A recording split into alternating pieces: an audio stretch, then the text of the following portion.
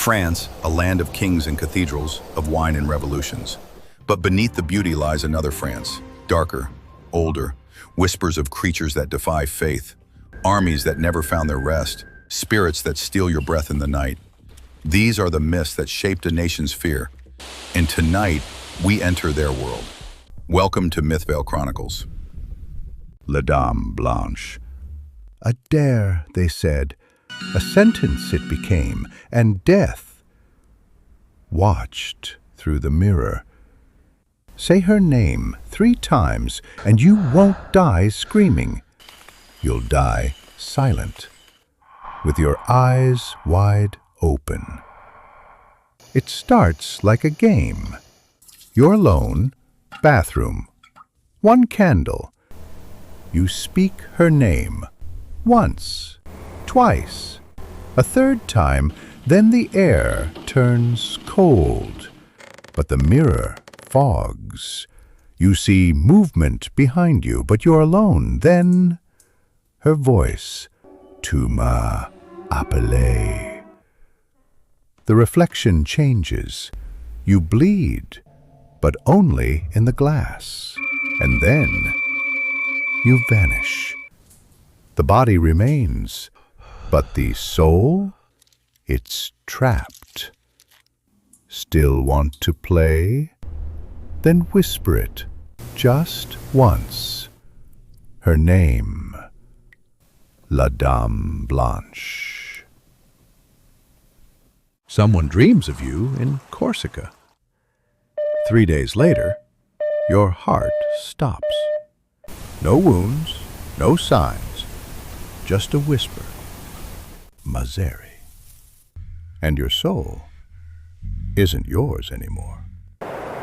In Corsica, people die from dreams. No wounds, no struggle, no sound. A man falls asleep under the stars. In his dream, he sees a wild boar, but the boar has your face. 3 days later, you're dead.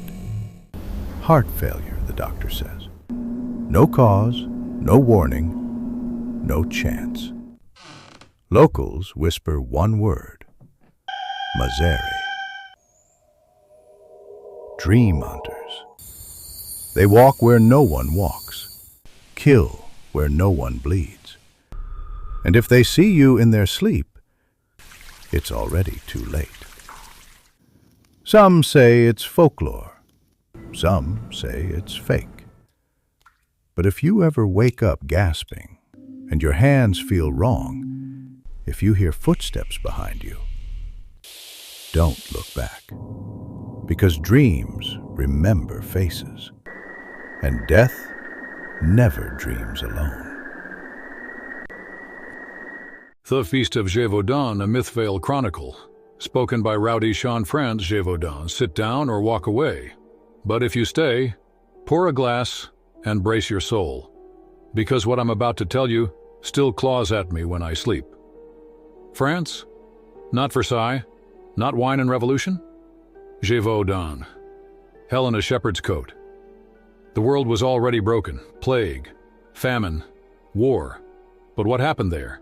Even the devil forgot how to grin. They called it La Bête, the beast. You think claws, teeth, entrails in the snow? Wrong. What killed in Gévaudan did not kill like an animal. It chose. It left parts, different each time. The first, no head. The second, no face.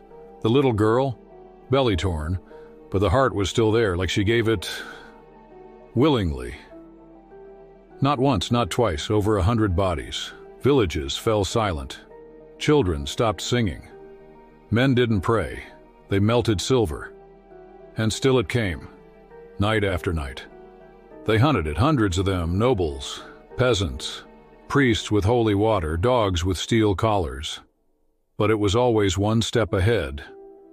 Once they chased it for 80 kilometers, always thinking they had it surrounded, only to turn and find it behind them, laughing.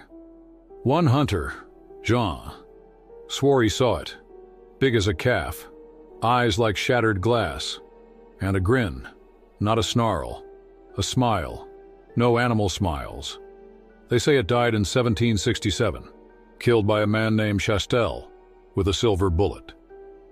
But no one saw the corpse. And the whispers? They still circle the pines. A priest found a skin later, too large for a wolf, too perfect for a beast. And in a monastery, deep in the cellar, they say a heart still floats in formalin, and when it beats, the nuns dream of teeth. So listen. If you ever go south, if you pass through Gévaudan, don't run if you hear something behind you. Don't pray. Don't scream. Because she loves that, it makes you to low. Just to like you to delicious. The Hollow Beneath Ochsenfeld. A Mythveil Chronicle from the Bleeding Borders, Alsace, France. Ordo Spectre case file. 683. They call it the Ochsenfeld. A plain so wide it swallows sound, but it's not empty. Number. It remembers. They say 3 sons betrayed their father here. 833 AD. A holy empire cracking from the inside. Since then, the field has rotted quietly beneath its own name. The elders whisper of an army sleeping below. But they are wrong. It doesn't sleep, it breathes.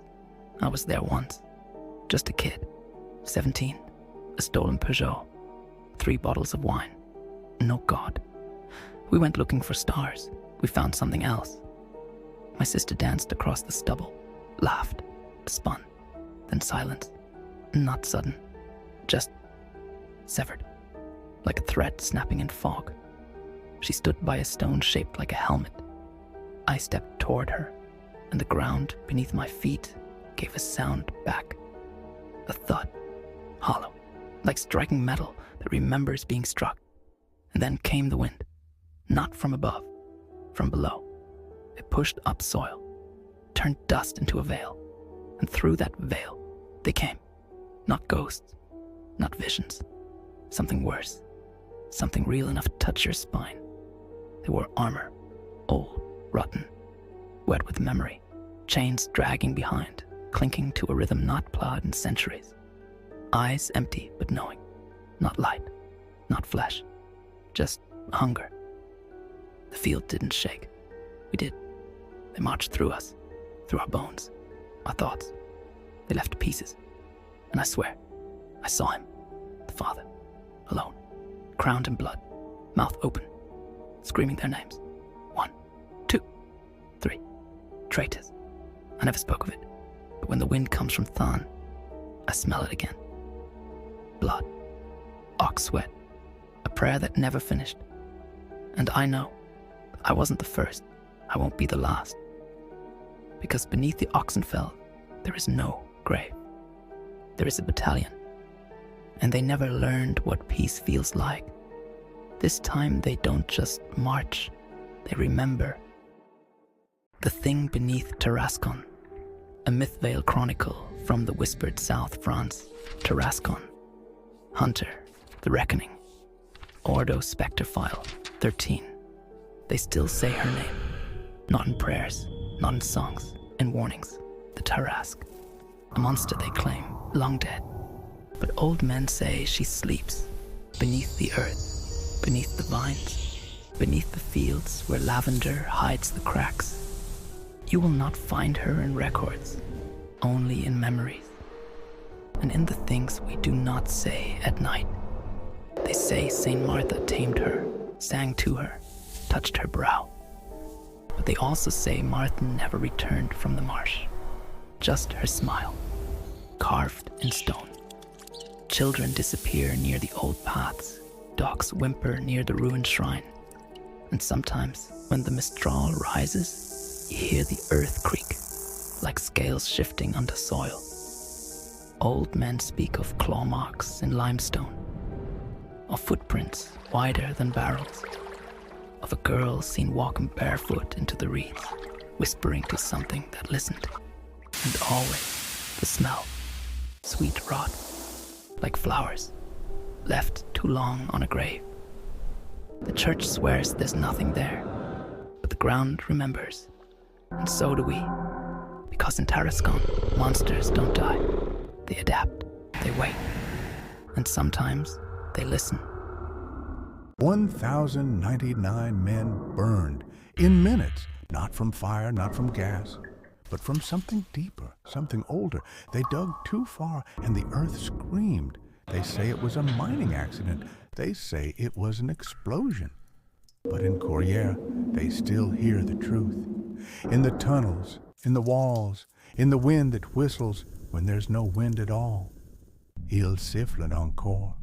They still whistle, the last words ever written by a boy who crawled out of the dark. 20 lived. One never spoke again. He turned white overnight and wrote just those 3 words.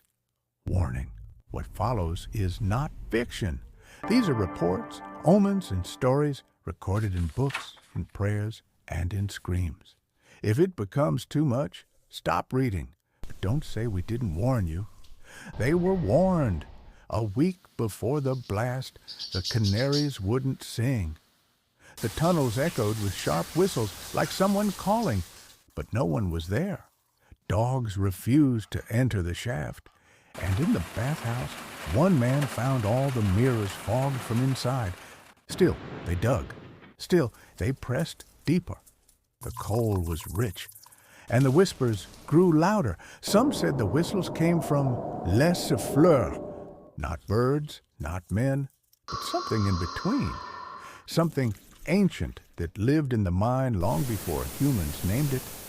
Miners said they had faces like soot, teeth like broken quartz, and they only came when something was about to give.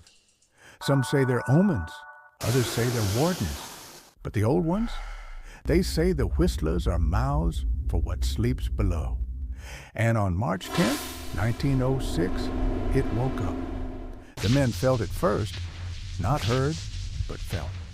A pulse in the stone, a wrongness in the air, and then the screams, fire without flame, pressure without wind, a rush of air that flayed skin from bone. Some say the dead were found with mouths open, not from screaming, but from gasping at something they saw before it hit. One of the rescuers said, "I didn't hear the explosion, but I heard the whistling, and I swear it called my name." Don't go looking for it. But if you do, if you ever find yourself in Corrières and the wind whistles underground, don't answer, don't pray, don't run, because they remember. They warned us once, and we didn't listen. They still whistle, and they are waiting for someone who'll finally hear the whole song. The Whistlers of Corrières, a Mythveil Chronicle, told by Sean, who came back changed France, 1906. This is not a legend. It's a wound that never closed. These are not just stories. They are echoes of a past that refuses to rest. The Tarasque, the Mazzeri, the White Lady, they still linger, waiting to be heard. But tell me, what do you believe? Myths or something more? Write in the comments, like, follow for more, or play with us on StartPlaying.games, GM Dunchan, Mythveil Chronicles, ARG. This time, it is real.